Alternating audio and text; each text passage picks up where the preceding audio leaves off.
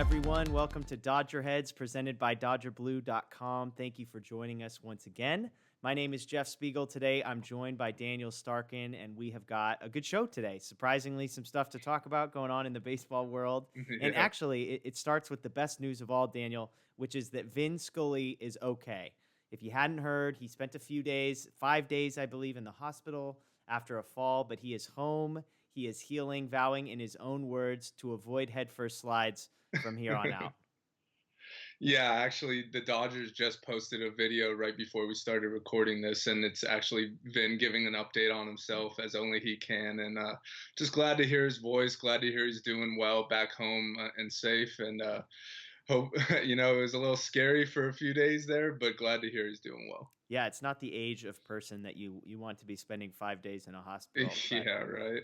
at least the silver lining in all this is we get an extra 90 seconds of Vin talking about whatever, and I'm here for that. hmm So, Yeah, I think at one point he said that he was called out sliding head first yeah, or something. So it's classic. glad to hear that he's still got his sense of humor. Yeah. Well, we've got a lot in store for you on this episode. We're going to discuss the punishment, or maybe the lack thereof, dished out to the Red Sox, as well as some strong words from Andre Ethier. We'll also do our weekly update on the latest Jeff Passan rumors about the 2020 baseball season. Actually, he had an article out on Monday morning that says baseball will happen in 2020. It's just a matter of how, when, and where, which sounds like good news. And then finally, we'll end with a rumor that I personally sincerely hope is completely untrue, which is one that says Yasiel, Puig, and the Giants might be close to an agreement. But first, let's start with the story that I'm sure Dodger fans are probably the most fired up about, which is the Red Sox. And if you haven't been following this, they were under investigation. That investigation concluded. And here's the deal. They lost a second-round pick, and their video replay system operator, a guy nobody in their life has ever heard of before, was suspended for a season. Period. End of story. That's it. That's it. That's it. Alex Cora was suspended for a year officially, but that was actually related to the Astros scandal, which, he happened to be involved with both. And so it's pretty surprising. Jeff Passan, in an article, noted that many executives around baseball were actually pretty surprised by the lack of punishment. One executive he quoted as saying, quote, "I don't want to cheat, but it almost feels like it's worth it now." So on the surface of this, Daniel, what's your take? Like, are you surprised by the lack of punishment?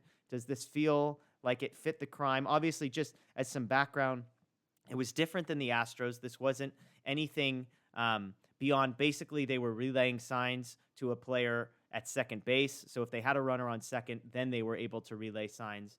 Mhm. Is how the story goes. So what's your take on all of this? I'm not gonna lie. When the punishments came out, I was pretty angry. Not necessarily as a Dodger fan, just as a baseball fan. Um, I know everyone wants to say, "Oh, it wasn't as egregious as what the Astros were doing," but in my opinion, there's a line, and you either cross it or you don't.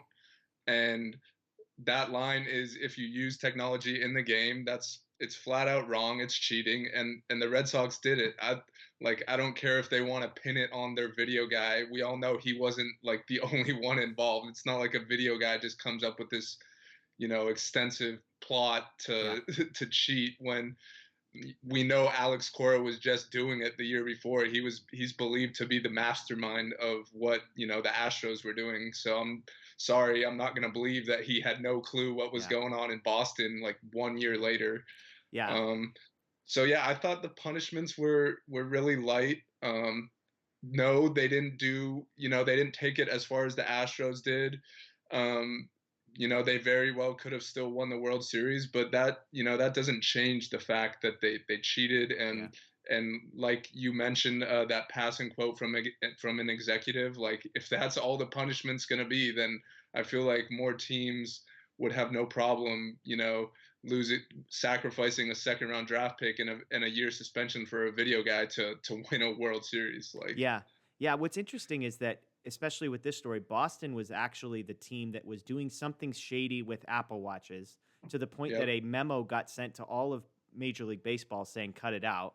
And then the Astros got caught, or excuse me, the Red Sox got caught again. And so that was kind of the part that weirded me out. And then, as you pointed out, the Cora piece is sort of what irritates me the most, I think.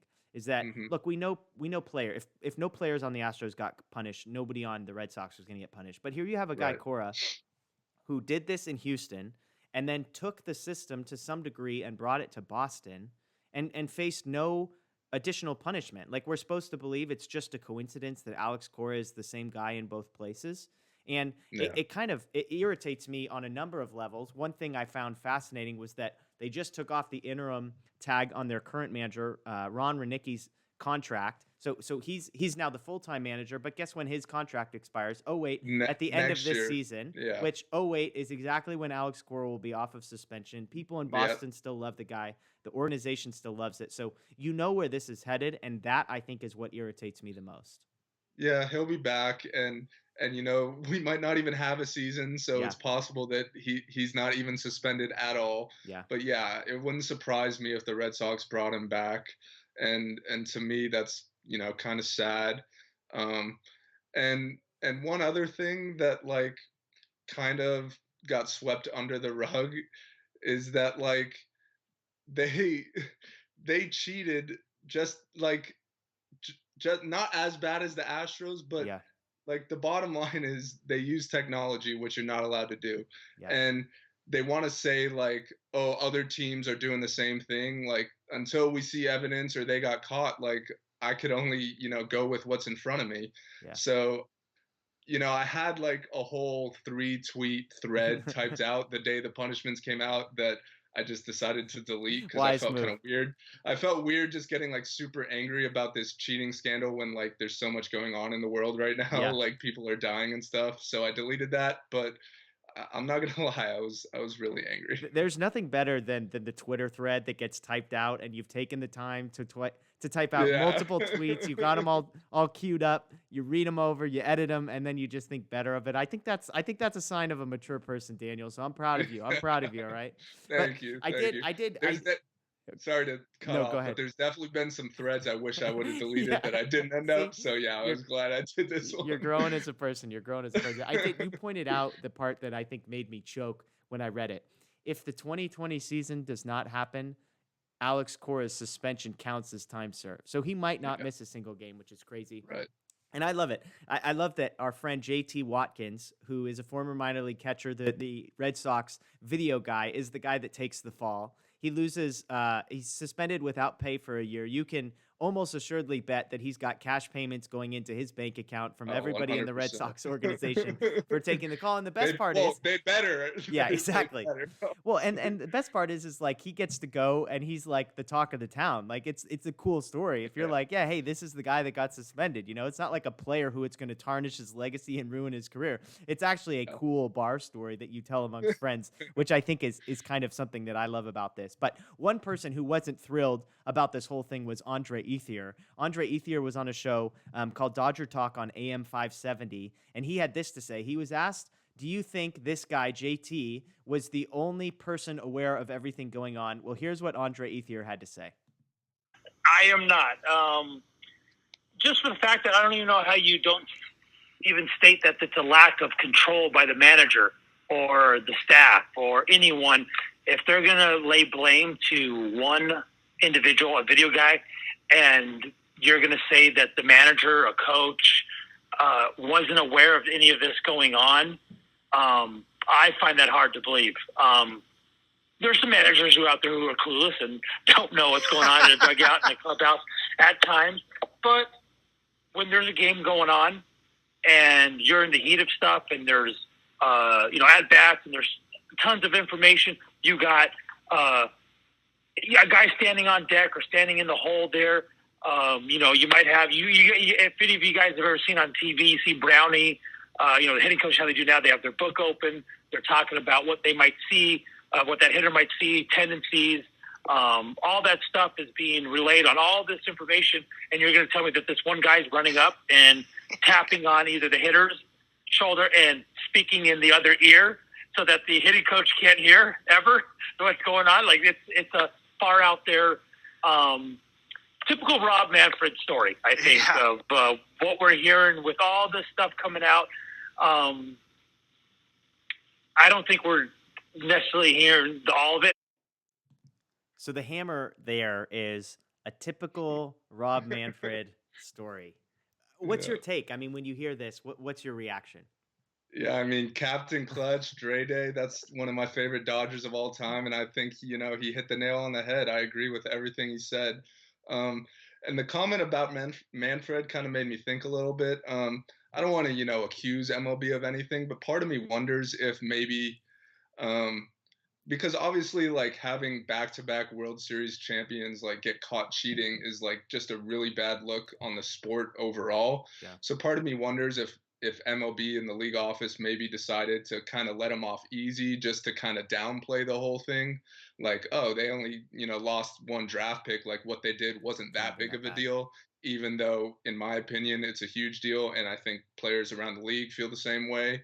So yeah, I agree with everything that Andre Ethier said there. Yeah, and there has been some speculation that the reason the punishment here was so light was because while every team could kind of point their finger at what the Astros did and say that's ridiculous and, outrageous, that there is a chance. Now you said it, there's not proof of this anywhere, Mhm, but there is a chance that a lot of teams around baseball had basically been doing something very similar to what the Red Sox did. Now mhm, the Red Sox got warned, they kept doing it. And it is interesting, maybe it's because there's not any baseball, but aside from Ethier, you haven't heard any current players, at least that I'm aware of, come out as strong, nearly as strongly as they did against the Astros. Now, the fact that Ethier did come out, does that tell you maybe this just is new? I mean, he's been out of the league for a few years, so it's very possible that this is a new development, and that's why he's able to share something negative views on it without sort of maybe being aware that it's happening elsewhere. I mean, I don't know. mhm. Do you believe that part of the reason for the light punishment was because this is actually more prominent than we think? It's definitely possible. I hope it's not the Yeah, case. I definitely hope the Dodgers weren't doing it, but it's definitely possible.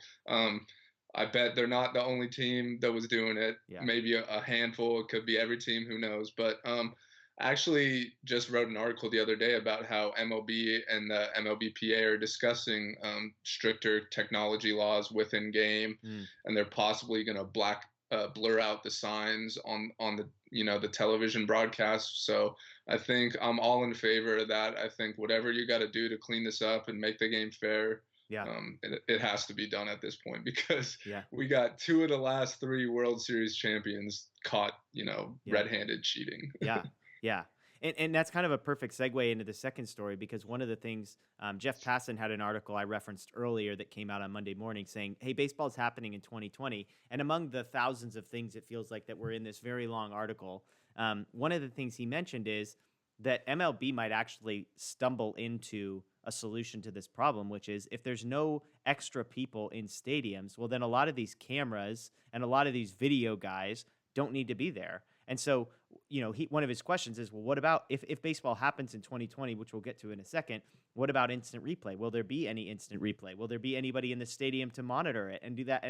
And the answer is Hmm. kind of like probably not. But then it brings up the question of, well, why do we need these people anyways if all it does is lead to these problems? So let's talk about this Passan article because it feels like every 2 weeks we've got something to talk about on this front. It's always Jeff Passan. He's always got some new angle.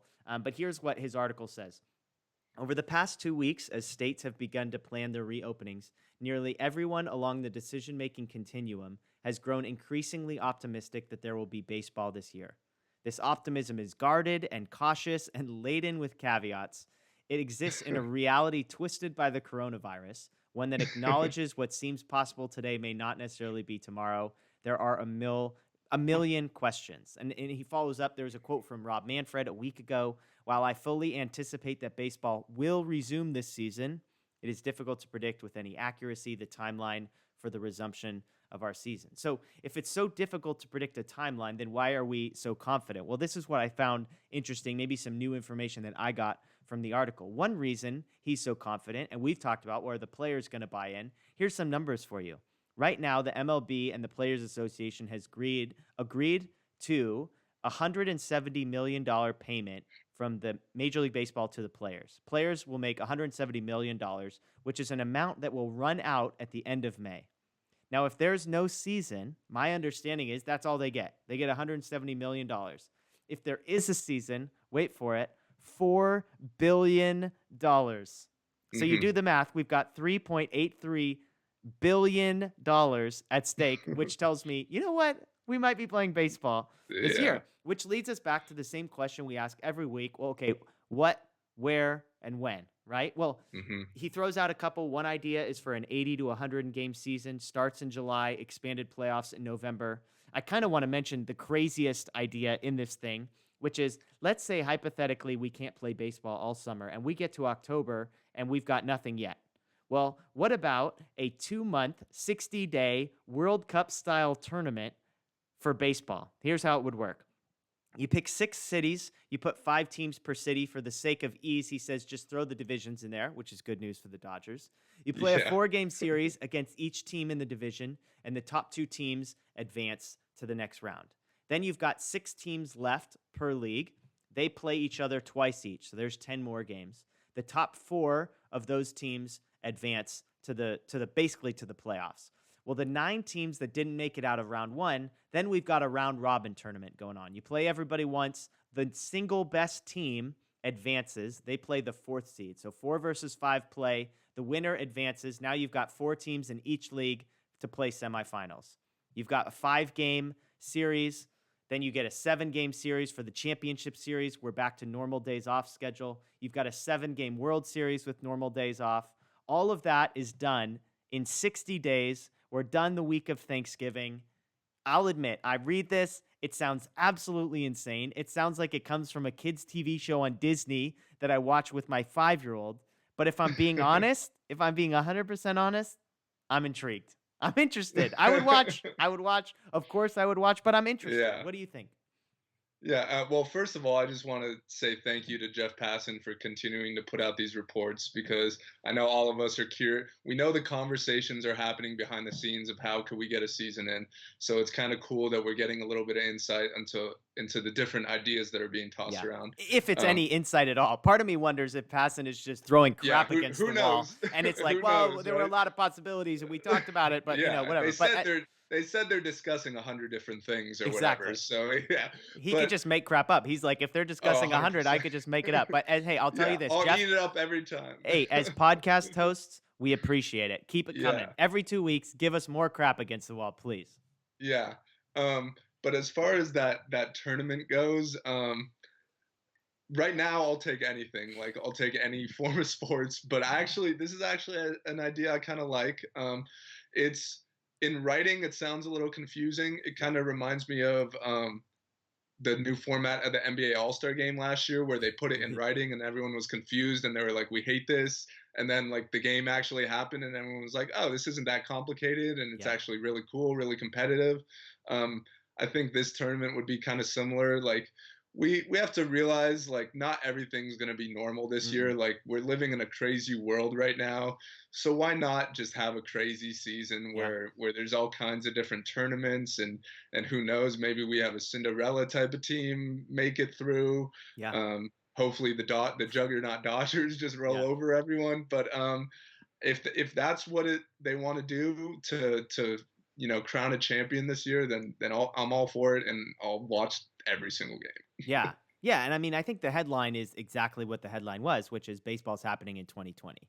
And when I listen to sports podcasts, whether it's Bill Simmons or I turn on ESPN, everybody seems convinced that baseball will be the first league to come back. And I don't know necessarily if that's because they think baseball has the most to lose, because they would go from, I mean, they haven't played anything. The NBA at least has sort of gone through 2/3 of their season, so they're not at $0 earned for the year. But baseball is at $0, and there's a lot of consequences and stuff that goes with it.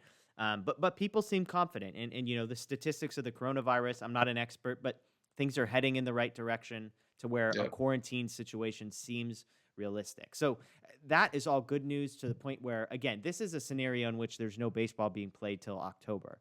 The more realistic scenario, it sounds like, is I think he laid it out at one point, but it's like, you get cleared in May, and then you get 3 weeks of prep in June, and then baseball starts in July. You play 80 to 100 games, and then an expanded playoffs, kind of whatever that means. But I guess my question in all of this is, it's a Dodgers podcast. We're talking about the Dodgers. How do the Dodgers fare in all of this? Whether it's obviously, if we're talking an 80 to 100 game season, that's best case scenario. Again, we've said this before.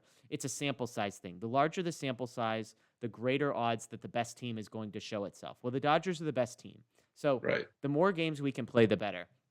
But I'll admit, even as I listen to this World Cup style thing, first of all, if we're going by divisions, great, perfect. I'd love to get to play the NL West to start. Yeah. That's the ideal. But if we're saying, Yeah. okay, we play 4 games against every team in the NL West and the top 2 teams advance, okay, shoe in. There's no way the my Dodgers odds. don't get there. Okay, so now we Yeah. get to the final 6 teams in each league, and you play each of those teams twice. So you've got 12 games, which isn't nothing. I mean, we're still talking about a much larger sample size than a 5-game series or even a 7-game series. So Right. it's 2 rounds of the rotation, 3 if you want to go 4-man. But these games, it sounds like, are going to be played at such a rapid pace that the depth of the Dodgers rotation, being able to go 5 starters deep, maybe even 6, Mhm. would be a massive advantage in this. And again, you've got 12 games, so it's a larger sample size. And if you can get through that, as long as you're one of the top 3 seeds, then you're basically in to the second get round 'em. of the playoffs. Right. At which point, it's a crapshoot. But Yeah. if we're talking about no baseball versus a crapshoot, we'll take our chances. And again, all of this is if all of this is happening in 60 days. First of all, teams are going to be healthy. So, if we talk about AJ Pollock and what is his upside when he's actually healthy, well, if AJ Pollock is dialed in and he's a really, really good baseball player, that's a massive if, something I believe many Dodger fans don't. But if every team were fully healthy and you had to play a ton of games in a short period of time, that sounds like it's pretty much the perfect scenario for the Dodgers, because it's like they have the depth. They have just like the guys that can come day after day after day. Now, the bullpen might become an issue, admittedly, so maybe the bullpen worries are magnified, but I kind of like it for the Dodgers. Yeah, I don't think there's necessarily like any specific scenario that would be bad for the Yeah, Dodgers. Like that's no fair. matter what way you look at it, they're going to be the favorites. But I do agree with what you said. Just kind of like the more games in a shorter period of time is better for them just because of their depth, and just a shorter season overall as far as health wise is good for them. Mhm. But that does put a little pressure on them getting off to a good start, because you don't want to dig an early hole and then you only have a Yeah, few games to get out of it, as opposed to a full 6 month season. yeah, Um, but I think as long as there's a season played, the Dodgers are going to be positioned well. yeah, it's a good point. I do hope they keep the NL West together as opposed to shuffling things up, just because if you got 2 teams making it out of the NL West, I don't see how the Dodgers don't come in first, but I absolutely don't see how they don't come in second. um, Yeah. but yeah, I mean, I think the Dodgers are going to be okay no matter what. It's just a matter of what the exact Yeah. format's going to be at this point. And another thing too is like these series where until you get to the Final Four, if you're playing a bunch of teams, one of the things that has seemed to plague the Dodgers is when a team figures out Corey Seager or a team figures out Cody Bellinger, and they're like, if we just throw them a breaking ball here, or but if it's a round robin of 6 different teams, nobody's going to have mastered a scouting report on the Dodgers, which is I think helpful. And so Hmm. it's fascinating. And I agree with you. The Dodgers are going to be in good shape as long as Clayton Kershaw is allowed to play and Cody Bellinger is allowed to play and Mookie Betts is Yeah, allowed to play and Walker Buehler is exactly. allowed to play. And so Yeah. it's interesting. It's something to talk about. We'll see what comes to fruition. But if this is sort of the craziest idea that's being talked about, I'll take it. But Yeah. unfortunately, it's not the saddest news in baseball this year. The saddest news in all of baseball comes courtesy of a tweet that was released this week. Oh man, I have the wrong tweet up. Well, we'll skip it. Basically, it's from a guy saying that Yasiel Puig is rumored to be in agreement with a contract with the San Francisco Giants. And a lot of people are like, "Who is this guy? He's not a blue check mark on Twitter. He does say he's a part of the Baseball Writers of America." I did a little digging on him. He has written for MLB.com. Interestingly enough, all of his stories are connected to Cuba. So he was part of the team that broke the story about Cuba and the U.S. coming to an agreement about Major League Baseball. He broke a story about Yoenis Cespedes' brother coming to America. So he seems plugged in with Cuba, which lends credence to the fact that maybe he has insight on Puig. On top of that, this signing makes way too much sense for the Giants. The Giants suck. Their team is so bad. Their outfield is a joke. And it's like, why wouldn't you? Obviously, there's the Dodger Giants thing, but from a baseball perspective, it makes all the sense in the world. Now, the flip side is there is literally nothing that would make me less happy. Nothing that would make me less happy than having to watch Yasiel Puig wear a Giants jersey. Yeah, I know Puig's your favorite player. I love him too. I will say though, I want him to have a job. Yes. So if it's with the Giants, that's better than nothing. It's gonna be weird. It's gonna be unfortunate seeing him in those black and green colors. Would be pretty funny if he took Madison Bumgarner's number. Oh, gosh, yeah. That'd be hilarious. But yeah, I do think it makes a lot of sense for the Giants just because, I mean, who else are they going to trot out there? In a normal season, I would say, Puig's a guy that could put, butts in seats, sell some tickets. That's not going to be the case this year. There's not going to be any tickets sold. But I do still think that he could help them. He could, get the fan base a little excited. There's not a whole lot to be excited about up there these days.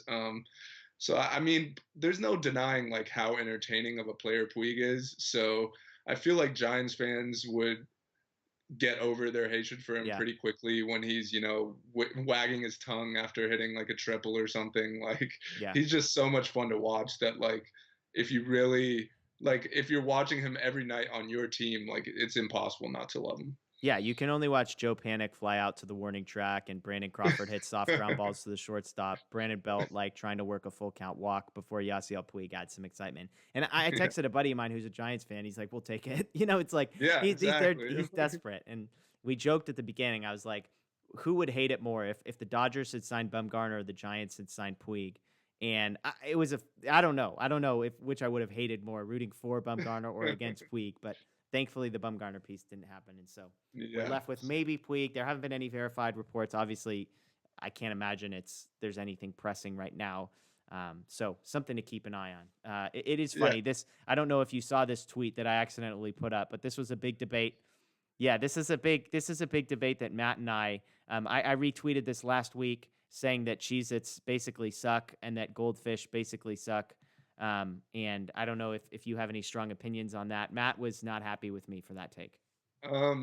If I got nothing else to eat, I'll eat Cheez-Its. I never typically buy them, but I don't think they suck. But yeah, I would never like just buy them as a snack. Matt said he read my tweet and went out and bought more Cheez-Its because of it. So man. I know. He said he would take Cheez-Its over any potato chip. Doritos, whatever. I'm like, I'd rather have the nacho cheese flavored Doritos than Cheez-Its personally. Yes, 1,000 times out of 1,000. Okay, well, I've got a couple other random fun stories that I kind of came across. I'd love to get your thoughts on. The first one, we'll play a little game. This was on MLB.com, and they were breaking down every team in Major League Baseball's biggest rival. Now, obviously, you click the story and you're like, okay, no big surprise. The Dodgers' biggest rival was the San Francisco Giants. Now, here's a question for you. They also listed every team's second biggest rival. Can you guess who the Dodgers' second biggest rival is? And I'll give you one hint. It is not in the National League West. Yeah. I honestly wasn't going to go to the National League West because maybe the Diamondbacks I just look at all. Something. Yeah, I just look at all them as like little brothers, not like a true rivalry. Like no one, like we don't really play them in the playoffs too often. None of them have really beaten us. I'd probably say the Yankees if I had to say someone. I don't know like what this is based off. Is this like historically? Is this recently? No clue. Recently, maybe the Cubs have been the Dodgers' biggest rivals. It's the Cardinals. The Cardinals. Oh, the Cardinals were the second biggest rival. Which it feels like kind of 6 or 7 years ago, sort of status, but. Yeah, and I'd say honestly, after the Giants, if you ask me which team in baseball I hate the most, I would say the Cardinals. So that's fair for me. So the Dodgers make number 1 on every team in the National League West's list. So we are the biggest rival of every NL West team, which, as you said, makes perfect sense because we keep beating them and beating them soundly.